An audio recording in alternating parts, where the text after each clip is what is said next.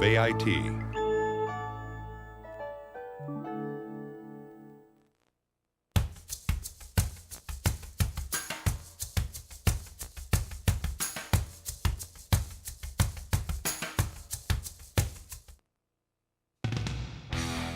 Ready for a real challenge? Well, come along and travel the world. Our missions are tough and the issues are global. So pack light. We're about to take off.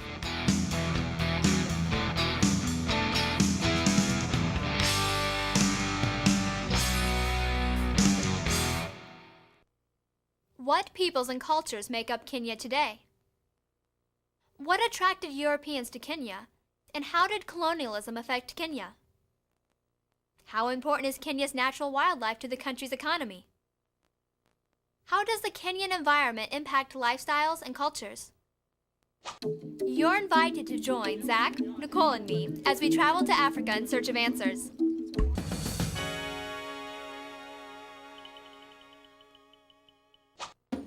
Africa.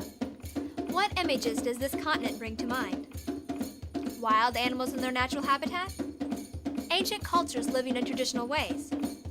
Do you picture majestic mountains, vast grasslands, and raging rivers? What about large modern cities? All of these images are part of Africa today, as we discovered upon arriving in Nairobi, Kenya's capital city. We had been invited to visit Braeburn High School, and we thought, who better than Kenyan students to give us a brief orientation to Kenya? Students in Abigail Sonia's geography class described the country for us. There are approximately 29 million people living in Kenya. Only 20% live in urban areas like Nairobi. The rest are spread throughout the rural areas of Kenya, a country smaller than the state of Texas.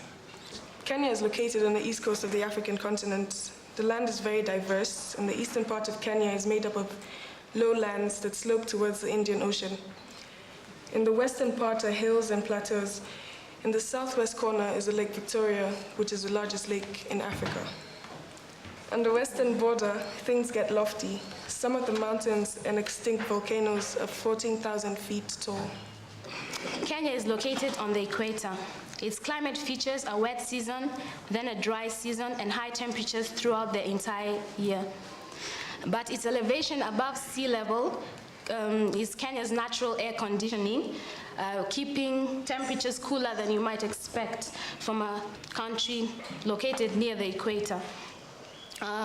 Most of Kenya is really dry. Only 30% of it can be used for agricultural purposes. Our next stop was the Bomas of Kenya Cultural Center, where over a dozen villages have been recreated. These villages represent the major tribal groups which make up Kenya today. Nicole talked to Harrison Otieno, a graduate student at Nairobi University, about the origins of these groups. Now, apart from the prehistoric man, we have a group, in fact 3 groups, which inhabited Kenya after the prehistoric man. These groups include the Bantus, and then we have the Nilotes and the Cushites. They are the present inhabitants of Kenya. When did other people start coming to Kenya, and where were they coming from? The first people were the Omani Arabs, who came in Kenya around 100 AD. By that year, they came along the coast. And their main objective of coming was to trade. So they came and trade with the common communities. Another group were the Europeans. Now, Europeans had various groups, and they had various interests in coming. First of all, we had the explorers, who were the first to come. They came to know about the geography of Africa, especially Kenya, and the Rift Valley and stuff like that. Then we had the missionaries, which came to spread the gospel and also to teach people how to read and write, and also to teach them how to trade. After that, we had the colonialists. And our colonialists came entirely to colonize to set a colony in Kenya. And then the settlers, whose main objective was to come and start trading. And this they did by establishing large tracts of farms in Kenya. How many different ethnic groups and cultural groups live in Kenya today? Approximately, we have about 42 ethnic groups, and they live in Kenya today. Now within the 42 groups is where we get the cultural groups. What are some of the different groups? Now some of these different groups include the Kikuyu, we have the Maasai, we have the Luos, we have the Rendile, we have the Luya, and so forth. How many languages are spoken in Kenya today, and what is the official language? There are so many languages being spoken in Kenya today. Earlier on I told you we have about 42 tribes in Kenya. All these tribes, each has its own language. So you expect us to have about 42 languages.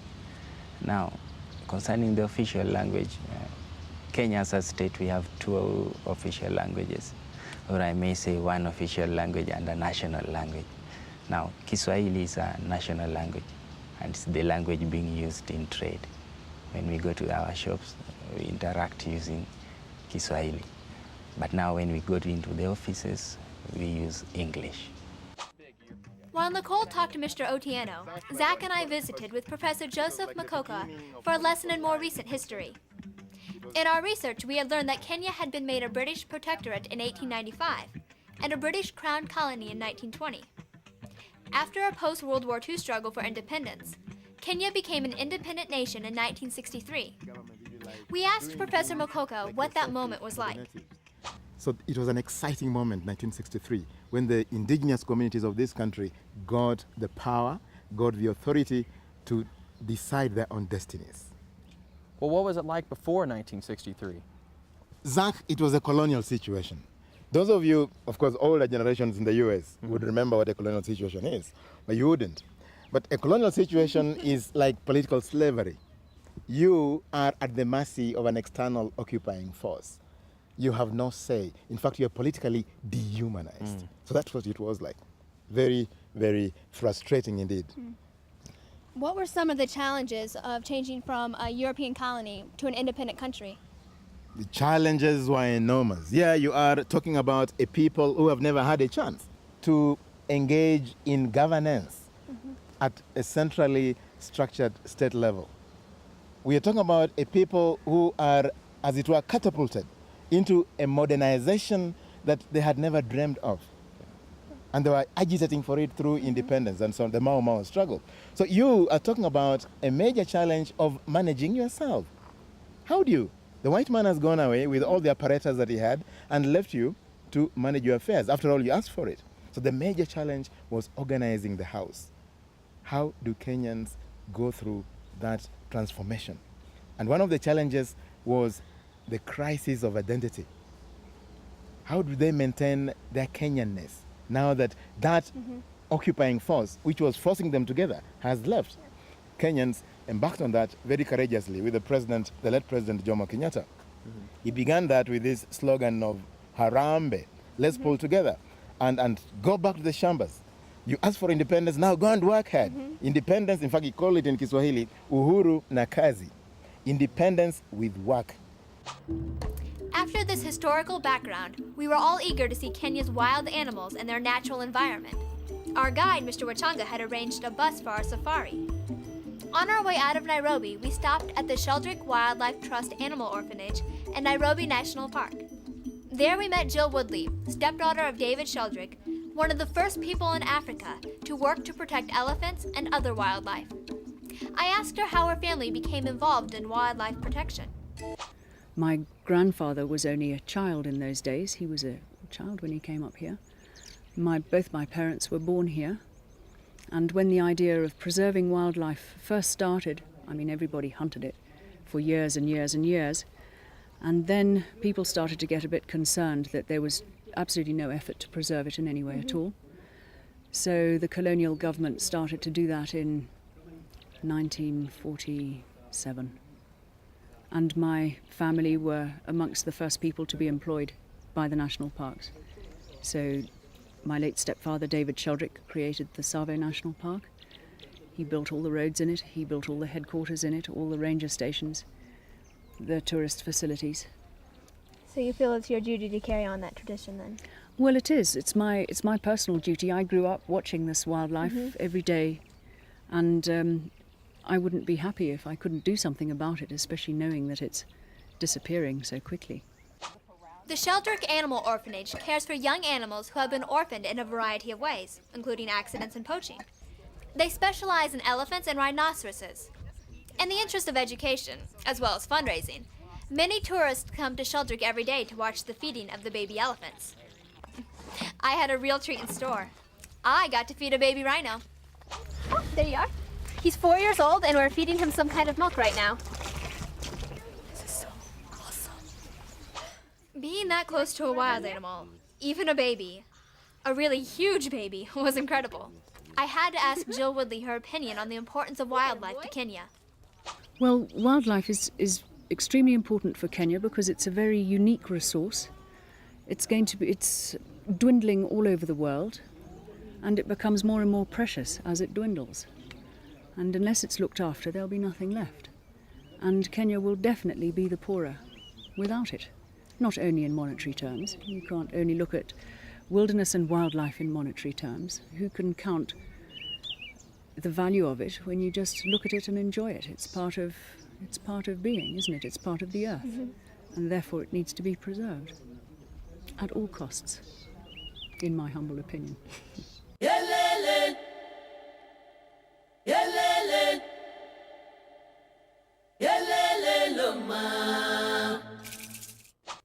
Well, we were more than ready to get out to see Kenya's animals in their natural habitat.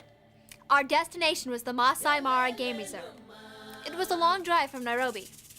The Masai Mara is a large national reserve in southwestern Kenya, along the border with Tanzania. To get to the Masai Mara, we drove through the famous Rift Valley. We stopped in the town of Narok, where some of the people are eager to benefit from the tourist traffic. It wasn't long before the paved road turned into a dirt track. And the rains came early this year. The dirt track turned to mud. Miles and miles of mud. Sometimes we had to get out and push.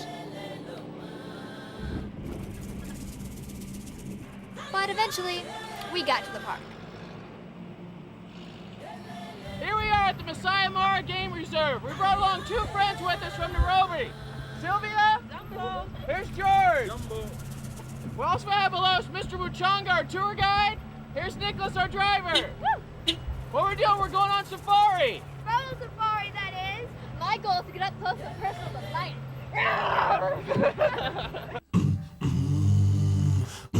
The Masai Mara Game Reserve is one of the greatest places in the world to see wild animals in their natural environment.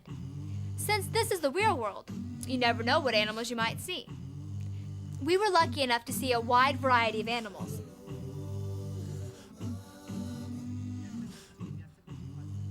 Our guide, Mr. Wachanga, was a high school teacher whose love of wildlife led him to give up classroom teaching to teach students and visitors about Kenya's wildlife and its natural environment. Mr. Wachanga was able to help us answer an important question. How do animals and people coexist in this environment? We drove all the way to the Mara River. This is one of the few places it is safe to get out of the vehicle, without becoming some animal's lunch, that is. So we stopped to take a break, check out the hippos, and talk to Mr. Wachanga about how Kenyans and wildlife share the land. I was wondering, how do you protect the animals in their environment? Nobody is supposed to come in this park to walk on foot. No human activities is around in this national reserve. Human activities like sand harvesting, collection of firewood, collection of stones, cutting of trees, all these human activities are not around in the park. And therefore, the environment is protected. And it is this environment, especially the bushes that we see here, where we have the homes for all the animals that we have in the park. On our way into the Masai Mara, we noticed a lot of Masai and their herds of cattle and goats, and we also saw a lot of wild animals like cheetahs and zebras and some lions too. And I was wondering if there were any problems between the Masai and their herds and then the wild animals that are about. You have to understand is the traditional life of the Maasais and their relationship with the, with the animals, particularly the lion. The Maasais had to prove during their manhood that they have to kill a lion, and when they kill a lion, they have to take the mane. If that same young man is employed by the county council and he becomes a ranger here, he feels that he has to protect that lion because the Maasais have seen the benefit of conserving the wildlife, because whatever is gotten from as the revenue, they are able to benefit from it, either direct or indirectly. Indirect because the county council is going to build cattle dips, the county council is going to build schools, and the Maasais are able to take their children there. The county council will also build dispensaries so that when the children become sick and grown-up become sick, they are able to take their children there. How does Kenya's environment affect lifestyles and culture? These different groups of people who live in different types of climate, they are affected directly by that kind of climate. If you go to Mombasa, you are going to find the kind of houses they are going to build, because the region is very hot. It enjoys approximately over 30 degrees centigrade on temperature every day. So the kind of houses they are going to build will be made in a way that they will not be able to let a lot of heat to come in. Also, the kind of clothes they are going to wear must be light so that they may not sweat the whole day. When you come now to other regions, the dry areas, these people have to adapt themselves in that kind of climatic condition. First is semi-arid and arid, and the availability of water in these regions is very difficult. So these people will look for water, and looking for water is not very simple. They have to classify who is supposed to get for water. Who is it? Ladies? Is it men? Is it young girls? So that kind of tradition will make these people know that this is the work that is supposed to be done by this group. This is the work that is supposed to be done by this group. Those kind of people who live in the semi-arid is just like the Maasais, and the Maasais are nomads, and they have to keep on moving from one point to another. And when they move from one point to another, they have to settle a place near water. They have their own culture that they are still carrying along. And the kind of houses they are going to make, they are just semi-permanent because they are going to live in a certain area only for a short period. After what Mr. Wachanga had told us about the Maasai, I'm really looking forward to our visit tomorrow to a Maasai village.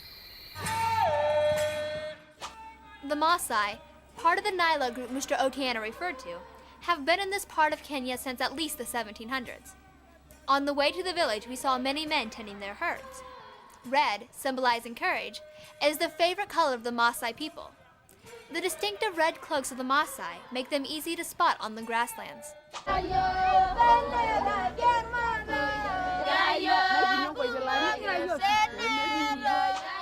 Visitors to a Maasai village are traditionally greeted with a welcoming song, sung by the women of the village.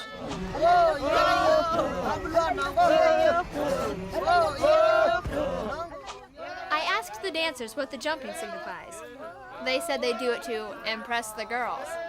The man who can jump the highest is considered to be the best potential husband.